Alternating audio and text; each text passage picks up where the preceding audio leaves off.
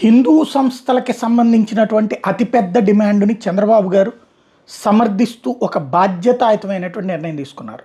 ఏదైతే ఆలయాలకి స్వయం ప్రతిపత్తి ఉండాలి, ఆలయాలకి సంబంధించినటువంటి నిర్వహణ వాళ్ళే నిర్వహించుకోవాలి అన్నటువంటి ఉద్దేశంతో జరుగుతున్నటువంటి హిందూ శంఖారావం జనవరి 5వ తారీఖున జరుగుతుంటే, ఆ శంఖారావానికి ముందే విశ్వ హిందూ పరిషత్ దేశవ్యాప్తంగా ఉన్నటువంటి, అంటే ఇది ఆంధ్రప్రదేశ్ నుండి ఆరంభమవుతుంది. ఇది స్పెషల్. ఈ ఆంధ్రప్రదేశ్ నుండి ఆరంభమవుతుంది. ఈ ప్రభుత్వం మీద వ్యతిరేకతతో కాదు, ఈ ప్రభుత్వ సమర్థనతో. ఈ ప్రభుత్వం ఎందుకు అంటే తిరుపతి లడ్డు ఉదంతంలో ఈ ప్రభుత్వం అనుసరించినటువంటి వేగాన్ని గమనించి వీళ్ళ యొక్క తోడ్పాటు ఉంటుంది అన్నటువంటి దాంతో అటు బాబు గారు మద్దతు ఇస్తున్నారు, ఇటు పవన్ కళ్యాణ్ గారు మద్దతు ఇస్తున్నారు. కాబట్టి ఇక్కడ నుంచి ఘనంగా నిర్వహించడం, దేశవ్యాప్తంగా ప్రతి రాష్ట్రంలో ఇట్లాంటిది నిర్వహించడానికి రెడీ అవుతున్నారు.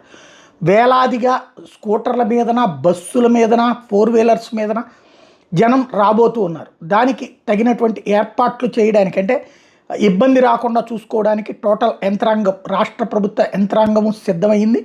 చంద్రబాబు గారు దీనికి సంబంధించి, అంటే వీళ్ళు వేగ్గా చేయట్లేదు, ముందుగా అన్ని రాష్ట్రాల ముఖ్యమంత్రులకి ఒక ముసాయిదా బిల్లు ఇచ్చారు. అంటే ఏ హిందువులకు సంబంధించి ఆలయాలు ఎలా నిర్వహించబడాలి, అది ధార్మిక పరిషత్తుల ద్వారా నిర్వహించబడాలి, ఆ ధార్మిక పరిషత్తులు ఎలా ఉండాలి, అన్ని వర్గాలకి సంబంధించినటువంటి వాళ్ళు ఉండాలి, కింద స్థాయి ఎలా ఉండాలి, పై స్థాయిలో ఎలా ఉండాలి, ఆ పై స్థాయిలో ఎలా ఉండాలి, ఆలయాలకు సంబంధించినటువంటి ఏదైతే పంచరకాలైనటువంటి, అంటే ఆలయాల్లో ఉండాల్సినటువంటిది లైబ్రరీలు ఉండాలి, ఆలయాల్లో ధర్మబోధన ఉండాలి, ఆలయాల్లో ఇతర అన్ని రకాలైనటువంటి విధులు అందించేటట్లు ఉండాలి అన్నటువంటిదంతా కూడా కూడినటువంటి బిల్లుని ముసాయిదా ఇచ్చినప్పుడు ఆయన చాలా ఇంప్రెస్ అయ్యారట.